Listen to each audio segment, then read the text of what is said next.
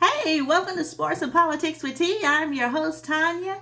And tonight we have made it back to Monday, guys. Listen, I hope everybody's had a great weekend. I have made it back. We are getting ready for the last week of May. Memorial Day weekend is approaching, guys. And guess what? I am looking forward to it, all right? So look, we got a lot of stuff to talk about tonight. A lot of stuff to talk about. Yes, we're going to start tackling the benefit cuts. We've talked about food prices. We talked about housing, but we really haven't talked about the programs that are affecting the food and the housing, like the SNAP benefits and Section 8. So we're going to cover that tonight because guess what? Trump is getting ready to cut and slash these benefits, which is going to affect millions of people, okay? And I'm going to let you know how I feel about all of this, well, you know I always give my 2 cents anyway. So, but anyway, let's go ahead. We're going to go ahead and get started. And then later on in this video, we're also going to start talking about the Diddy trial because I've had a few people inbox me and they said, you know, we really want to talk about this Diddy trial because this stuff is getting to be off the chain. And we would love for you to start touching some things about this. So guess what? We're going to start covering that as well. Yes, indeed. Okay. All right. So we're going to go ahead and get started with this first segment. And this is based out of Kentucky, how the food bank there, local food bank in Kentucky, how this is the cuts that Trump is doing is how this going to affect them. So let's listen in. Once this is over, we're going to go ahead and dissect this video, and I'll let you know how I feel about this recent cut for the SNAP benefits.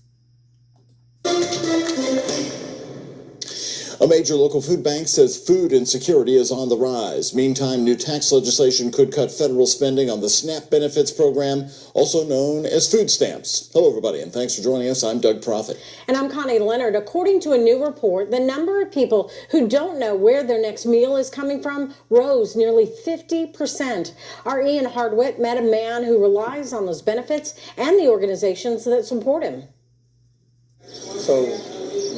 Mark Jenkins uses SNAP benefits, but it's not always enough. So he gets extra food from Neighborhood House's food pantry in the Portland neighborhood. Anybody can fall short. Anybody can have everything taken from them, and need some help. The benefits Jenkins relies on could be scaled back at the federal level. It's one goal of President Donald Trump's self-titled Big Beautiful Bill on taxes. Now, the House Committee on Agriculture is considering SNAP reforms, like lowering administrative cost payouts to 25% down from 50%, increasing the age of work requirements from 54 up to 64, and making states shoulder more of the costs. Requiring states to have some skin in the game and encouraging more effective and efficient administration of the program, all while getting folks who can work back to work. The Dare to Care Food Bank warns against the reforms its CEO describes as cuts. It creates this opportunity, what I'll call the perfect storm. A storm where food insecurity rises and the resources to address it fall. In the last 2 years, the food bank calculates that 1 in 10 people went from being food insecure around Louisville to 1 in 7. CEO Vincent James worries federal grant cuts could eliminate 25% of the food Dare to Care provides through the Emergency Food Administration program. Because it's going to be a different world that we live in if it happens. And back here at the pantry, that need absolutely tracks. What was 275 people coming through in April 2023 has now become 819 people coming through just last month. Wow. An increase of 200%. It's going to be scary if we get a lot of more people, but I'll take them. I'll take as much as I can get. Pantry Director Miranda Crawford saw 441 people visit this month already and expects more traffic as people spend their food stamps. So then they have to come here to make up for what they don't have. As one of the 441, Jenkins disagrees with the reforms. If somebody's voting for something like that, they've never had to deal with it. They've always had everything. Heading back out the door, he left looking for a job. In Louisville, Ian Hardwick, WHAS 11, on your side. And these tax reforms aren't final. They're still working through House committees before moving on to the U.S. Senate. So there is still time for you to contact your representative about this.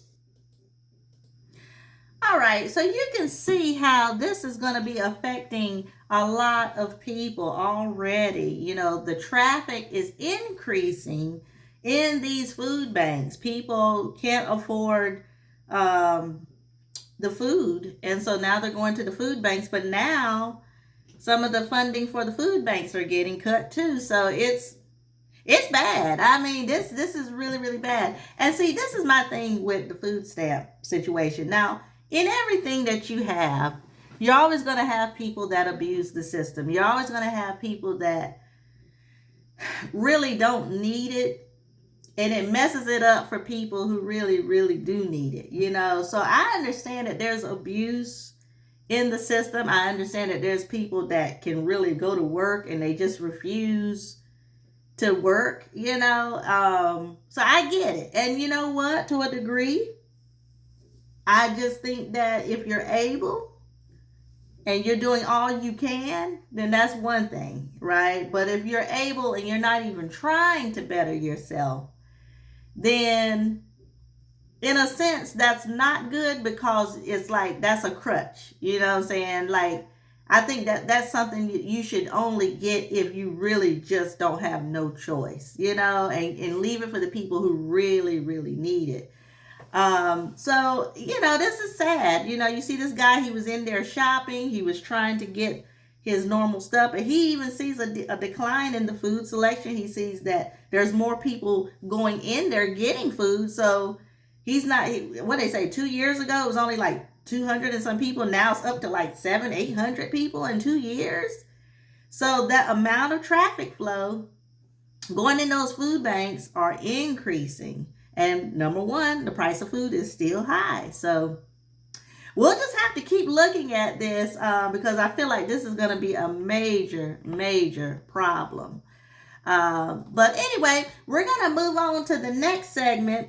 And this is talking about Section 8. Okay, people who need assistance with their housing and what this means for people that are on Section 8. Because guess what? Oh, he's coming for it too. He's putting stipulations on what it's going to take to receive those benefits, if any.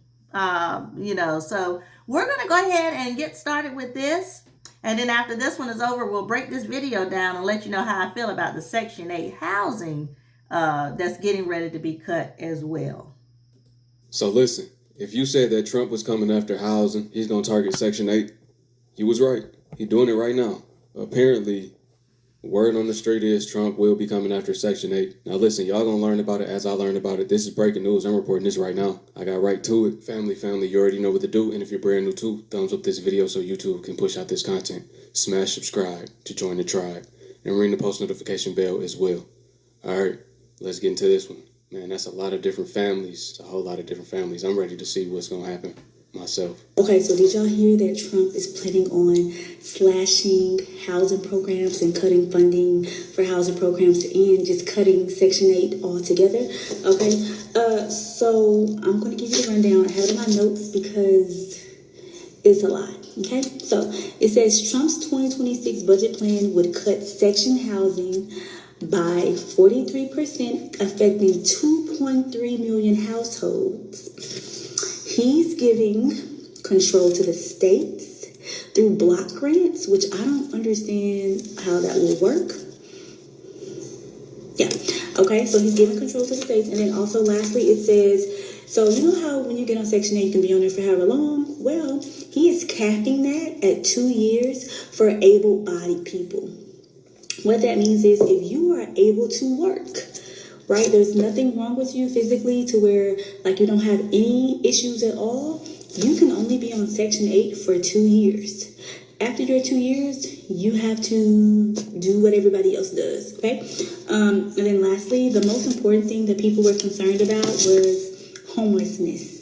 Because there's like 2.3 million people. Yeah. But that's the news today for Kate. Love y'all. Bye. 2.3 million households. Do not let that go over your head. This is millions we're talking about. Millions of different families displaced. Think about all the kids. Having a whole lifestyle change from what they knew. This is why I say it was a trap, it was a setup. They wanted us as the people to depend on the system so they could take it from right under our feet. Remember, I said this early on. If you've been around, I've been saying this was the plan. And this is why I've been so adamant about not depending on the system and ownership. Doing things for yourself, taking back reliance and putting it on yourself, not relying on the government. This is why. Now we're seeing why. I don't know if you guys heard the news, but Doge, led by Elon Musk, has proposed making significant cuts to the Section 8 program. Now, this will affect about 3.5 million low-income families and landlords and property owners who depend on those payments from Section 8. They are also talking about reducing the Section 8 staff by 50%, resulting in delayed payments, delays in... Breaking news. Do not buy new windows if you live in North Carolina. Homeowners living in North Carolina, zip codes starting... inspection and all things Section 8. Now, here's my personal opinion. Of course, I can sympathize and empathize for people who depend on those programs. Having family members and people within the community, I know how this news may feel scary to them. But the truth is, Section 8 was never created or intended for people to stay on for a lifetime. I do believe there should be time limits, maybe 5 years, so it gives you enough time to go back to school, find a trade, get some training where you can secure employment to get those housing where you can go in the market and pay those competitive rent prices. Also, it gives an opportunity for the new people in a new group who can benefit from these programs to be ushered in. Also, with those who are disabled or senior citizens, I don't believe those Section 8 programs should be touched for them because there's no way they can go out in this market and afford that market rental prices. So if you are on Section 8, know someone on Section 8, Doge is putting you guys on notice. Get your affairs in order because this program will not look like what you've been accustomed to within the upcoming months. And that's just the truth. So, did you all see that under Trump's new plan, they're getting rid of Section 8 and welfare? Was it most of the voters who voted for Trump on Section 8 and welfare? Y'all thought a billionaire was gonna only keep his hatred on blacks, browns, and illegals. And now your nana finna be outside because her welfare ain't gonna get covered the first of the year. But no, for real, the jokes write themselves. Congratulations, MAGA. Congratulations. Is America great again? So let's have a high-level conversation. The Trump administration proposed a bill that's going to eliminate Section 8 housing and let the states come up with their own rental aid program instead. Now, if you're a black person, you read this post and you automatically associate that with other black people, that's more of the problem for me. Why? Because why are we as a community always associating ourselves with things that are lower class? So this is the most updated information, all right, on the government site. And again, across the board, you see, all right, it's pretty clear, all right? It's not just black people, it's pretty clear. So when I hear the words, Section 8 and low income and, misfortune and underprivileged, and I see black people always correlating that to other black people, I'm like, hey, why are we doing that? You know what I'm saying? Because clearly there's a lot of communities that are on the same path. It's just that mentally when we see ourselves, we're not seeing the greatness. You know what I'm saying? When you look in the mirror, you should be projecting nothing but positive energy, nothing but high level conversation. Understand that we are the beginning and the end, the alpha and omega. Data mathematics. Peace. The Most High creates the beginning and the end. We're going to leave that there, though. But look, I'm not just saying black people. This is for everybody going through misfortune. Everybody that's lower class. They're all going to be affected. We know it's not just black people. It's lower class. It has no race. It's not a race thing. It's not a color thing. It's just those that are making less than a certain tax bracket. That doesn't qualify you to be in middle class. The next step above poverty is middle class. But yeah, anyway, so with that being said, I feel though we as a people should not associate ourselves with poverty and should think with a growth mindset, not a poverty-stricken mindset. We should have an abundance mindset. I get that. And that's what we got to do, family. We got to have that mindset of abundance, live, move, and operate in it, too. Not just talk about it, not just talk like it. We got to walk the walk, too. That means putting the work in, so the fruits of our labor can pay us back. You can only get out what you put in. See, some people didn't do no work at all, and they made themselves have to live in poverty their whole life in a low-income housing, you see? Now, I'm not speaking for everybody. I've already said that previous, so I just don't want y'all coming for me in the comments. People being a product of their environment, That's a thing too. There's a lot of different ways we could steer this conversation. We could even go as far back as slavery, because our people still haven't even recovered from that. But the fact of the matter is, this is going on right now, and millions of people will be impacted due to dependence on the system. There's nothing else. If you own it, then this is a video that's speaking to you. I know a lot of y'all ain't about to like what I'm about to say and talk about right now, but a lot of y'all about to be mad. But I told y'all, we have to start pushing ownership. Look, see, this was happening. White House proposes eliminating Section 8 vouchers and cutting rental assistance by 40%. Now, look, this all over media. I don't know how true this is, but all I'm going to say, I told y'all, man, we have to stop leaving our destiny and our livelihood in these people's hands. We have to start getting out and trying to think how we could do better for ourselves. See, some people been on Section 8 for 20, 30 years and are passing on to they kids like it's a legacy. You feel what I'm saying? So now with the government, you leaving your kids and everybody self in their hands. The government is saying we cutting back. Especially y'all saying Trump. Remember first we was talking, we don't know if this is true or not, but now it's all over media. Y'all checking this. Y'all let me know y'all thoughts. But that's what I'm saying. This is why I'm pushing ownership. That's why I wear these shirts, buy the block back. That's why I'm pushing. We have to start doing better. We can't leave our hands, our life, and our destiny in these people's hands, especially when cost of living is so goddamn high, man. Y'all let me know y'all thoughts on this, man. What do y'all think about this? What are y'all thoughts? I'm just saying. Tap in. Trump is about to get rid of Section 8 housing, and I'm fucking loving it.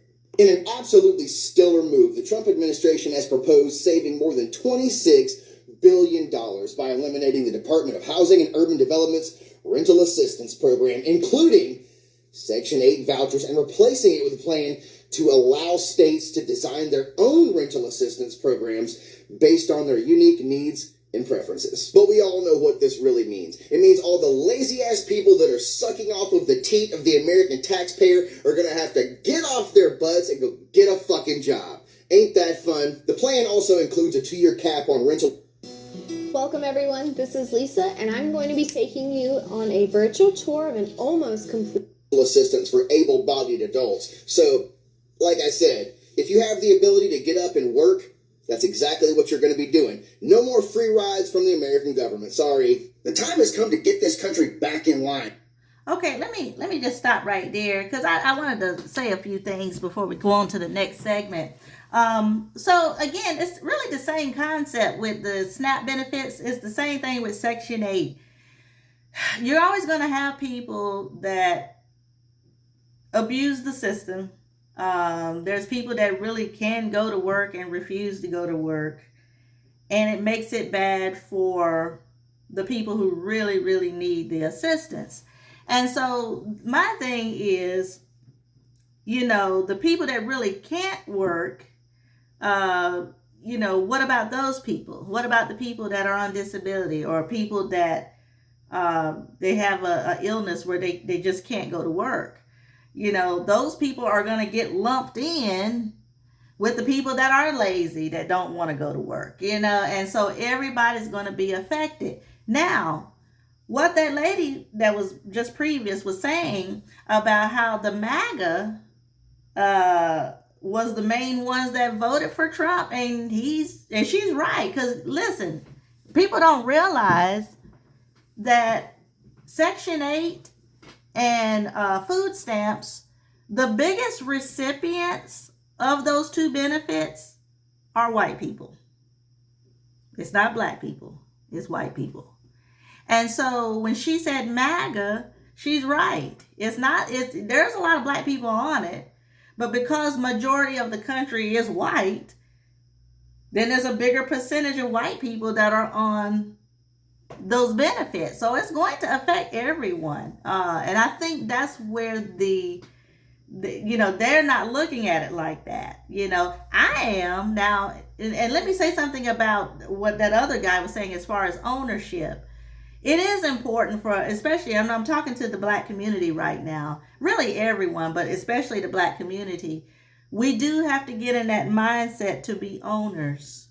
We have to get into that mindset of, how can I make my life better? How can I improve to the point where I don't have to depend on anyone? Okay, I'm going to be good whether I work or not. If something was to happen to my job, I'm still okay. That's the mindset that we really need to be having. And he's right.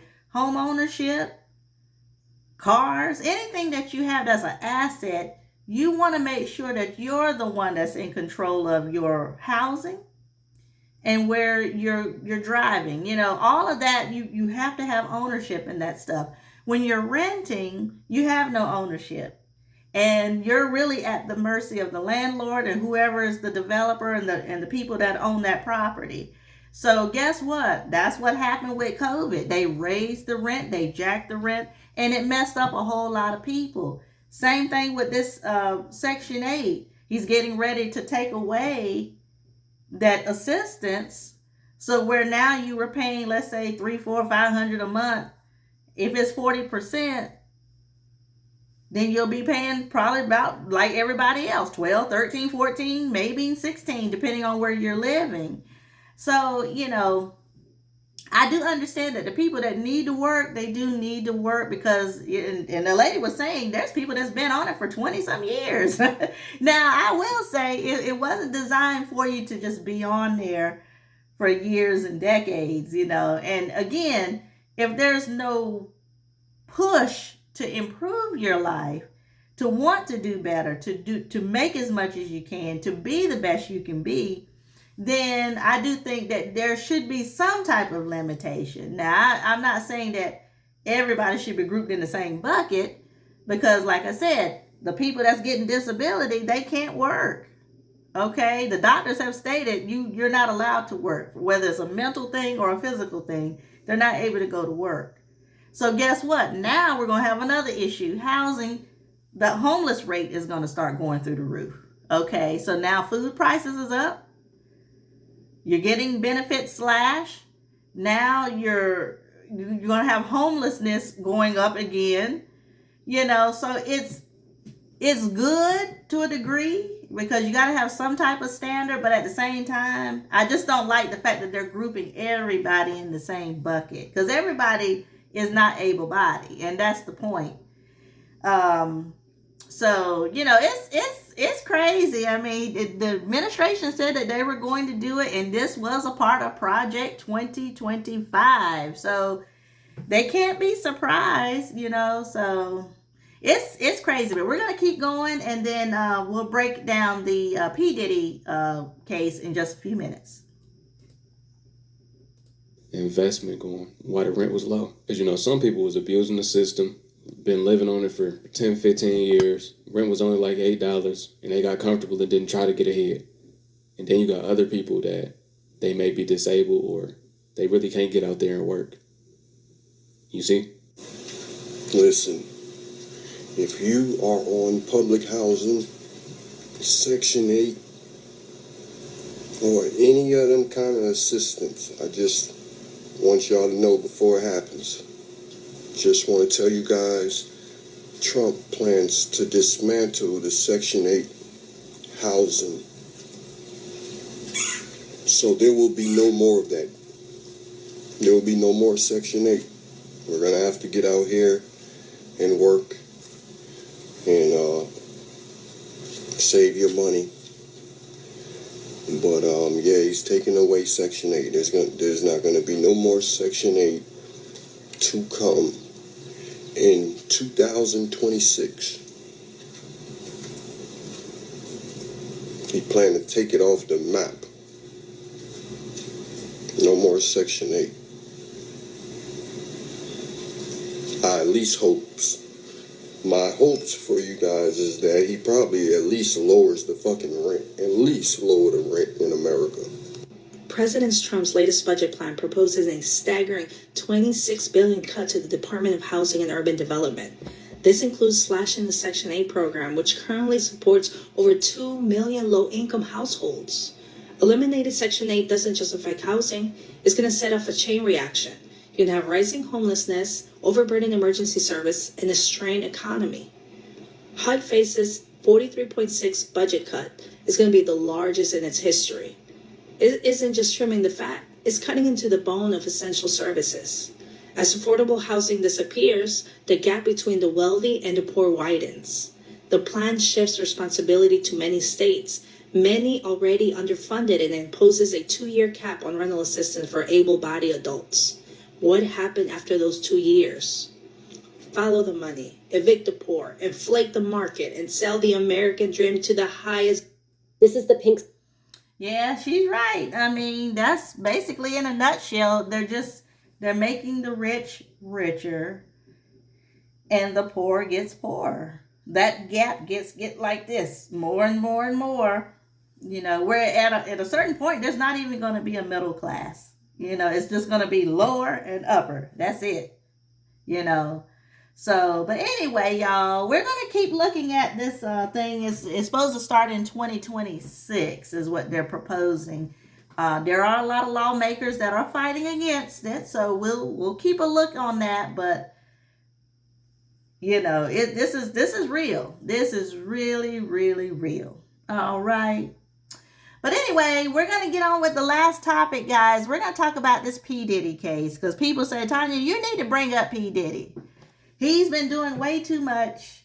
He's been, accused of a lot of, allegedly sex scandals and sexcapades and orgies and whatever you can think of. It's been, allegedly he's been accused of all of this stuff. So let's listen in on this segment about some things that are coming out. And then I'm going to give you my 2 cents because normally I don't really cover a lot of entertainment type news, but I said I'm going to switch it up a little bit this week and start covering some of the entertainment because I'm getting a lot of feedback. And they say, you need to stop. We like politics, but we want to hear some of this other stuff too. Okay, well, we may incorporate some of the entertainment in here too. Okay, I'll do my best. All right, so... All right, so let's go ahead and start talking about P. Diddy, and then I'll let you know how I feel about this whole situation. And if Diddy goes behind bars, the worst sex trafficking ring in Hollywood will come crashing down. If you're going to speak against me, then use the same courage that it took for me to say those truths. Man to man, eye to eye, integrity and in truth. I've spent a lifetime earning the right to speak with the conviction about these truths that I speak. So if you want to tear that down, have the decency to come and say it directly to my face. And say it like a man. Oscar-nominated actor Terrence Howard left the film industry because he knew what goes on behind closed doors. Couch casting and sexual favors are what this industry is built on, and Diddy's arrest and the tapes he recorded prove all of this. Recently, on an episode of the Patrick Bet-David podcast, Terrence Howard revealed that he said no to some of the biggest roles of his career just so he could protect his integrity. Diddy wanted to have sex with Terrence, but Terrence had principles. Did you ever have the opportunity where you got invited and you said no to it? Hell yeah. What was the consequences when you said no? Puffy invited me for weeks asking me to come and teach him how to, wanted me to be his acting coach for a while. Go there and he's sitting around just looking. I'm like, okay, what's the material you want to work on? He's just looking at me.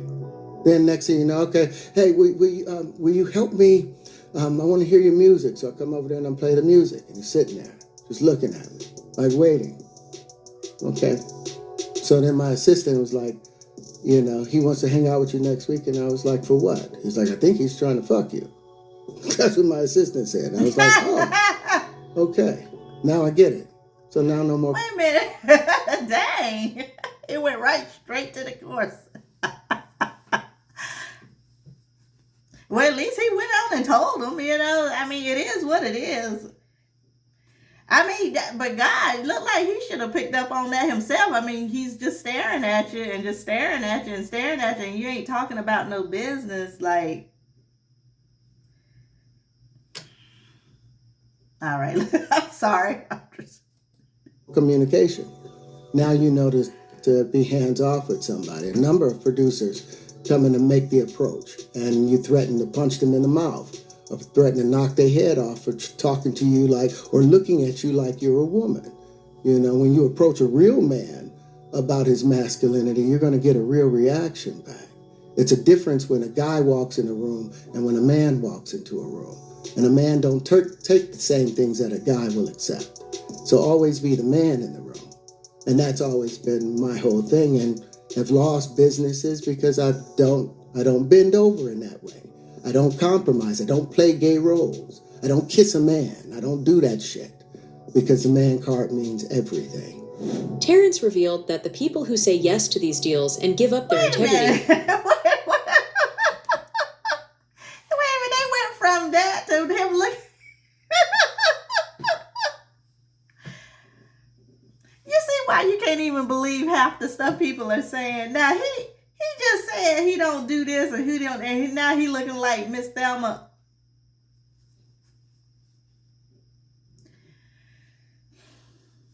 I'm sorry. They just threw me off. I mean, they didn't even wait to show this later. It was like right after he said this. Okay, all right. Okay, Terrence, okay. Can never get the abuse out of their heads. What's the point of success if you have to give up your respect to achieve it? According to Terrence, people like Justin Bieber and Usher are suffering mentally and take drugs to drown the memories of their abuse. So you see some guys struggling with that. You see Bieber struggling with that. You see some of these guys struggling with that. They can't get it out of their head. They can't get it out of their head. The things that they did, no matter how they did it, whether they were drunk or high or whatever, you gave up your man card. You need therapy. And that's the thing that hurts them the most. And so they end up on drugs, end up every way to try and get rid of any principles there are. And that's what the business does. And the women that trade their bodies to go and get the role, they get to the point where they have their Oscar, they have their money, but they don't have their dream. They don't have the soul that they started with. So it's like achieving don't mean anything. If I get all the Nobel Prizes from doing all of this, but in the process I have to trade out all of my integrity to do it so that they can stay in place, what benefit is that if I lose my integrity? You got to go in as a principal. And what we were brought in here as men. We produce 1,500 sperm per heartbeat for a reason, because the aggression is necessary. You don't trade that in, no matter what. Before his interview, Terrence Howard tweeted that he was going to reveal all the lies and that he was just getting started. This is the end of the great lie. We have waited years for the truth to be revealed, and now that it is here, let's live by it. We are tearing down this entire system of lies. The revolution has begun. Make way for life and stay tuned. We are just getting started. And you know what? You're right about that. They are just getting started because there's so many people that are coming out about this. I mean, Justin Bieber allegedly, Usher allegedly. Now they're saying something about Busta Rhymes and some other people starting to leak out more and more. And it's just...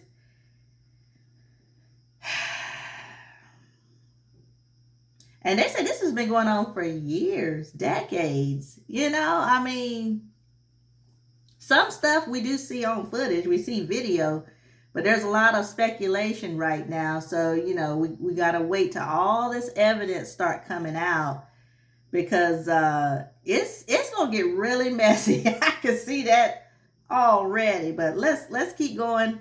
And then we're going to go ahead and end it for tonight. How to kill all mosquitoes in the area in just minutes. This simple but brilliant trick you can do tonight to eliminate...